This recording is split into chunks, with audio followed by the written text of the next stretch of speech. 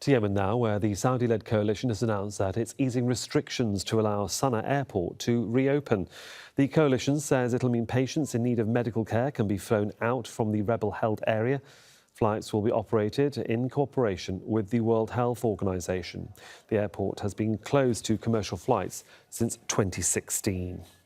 Egeland is the Secretary-General of the Norwegian Refugee Council, which has been working in Yemen for several years now. Joins me now on Skype via Oslo. You must be very relieved to hear this news and that this operation is about to happen. We are. This is a rare glimmer of hope in a desperate war situation.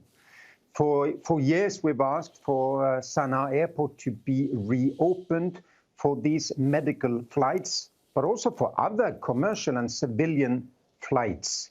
This is a place which always had to send patients out of the country because they couldn't care for the worst and most complicated medical treatments.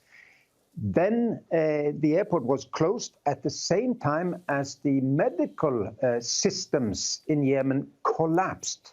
So for years now, we've seen thousands dying unnecessary, and for those, hope is over. But for many patients, there is now hope that they can get abroad and get treatment. Ms. Egeland, your organisation is one of many humanitarian organisations helping those in Yemen. How will you, or can you, or hope to coordinate your efforts with the World Health Organization? How does that relationship work? Well, it's really the World Health Organization, but also UNICEF that is, and several other NGOs who are in lead on the medical side. World Health Organization will now be coordinating this with the government of Yemen, and I hope that this medical air bridge will start, imminently. But of course, the whole medical system needs to be rebuilt. Half of hospitals and clinics and so on are inoperable at the moment. And of course, while they're out of action, people still needed to get medical treatment. From your knowledge and experience, how difficult was it to get patients out of the country, and how did that actually happen?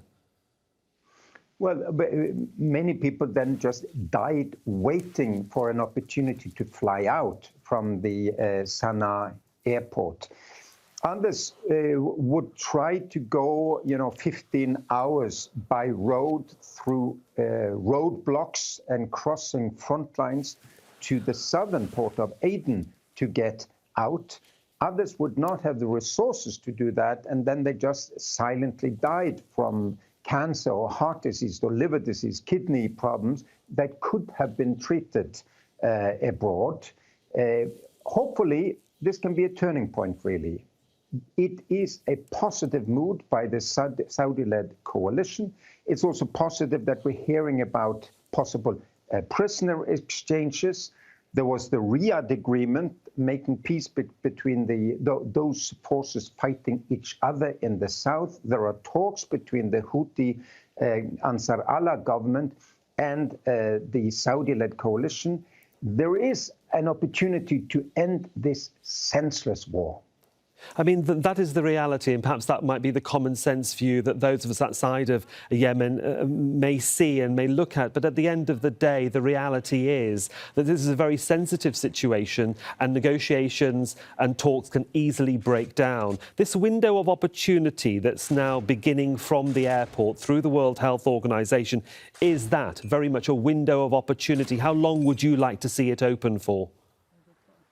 Well, this medical, air bridge out should now be permanently there. It was wrong, totally wrong to close it in the first place. Civilians should not die because men fight politically and militarily there.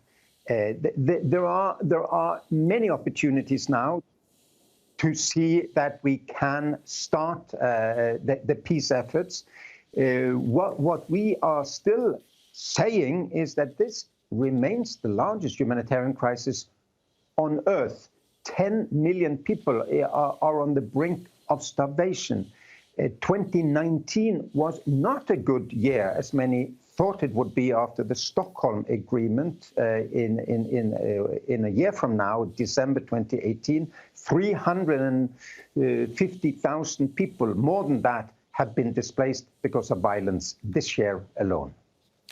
Jan Egeland, we will leave it there. We know you've been a passionate supporter of the civilians in Yemen. I'm sure they will get some respite, certainly from this news that's coming out of the country. For the moment, sir, thanks for joining us from Oslo.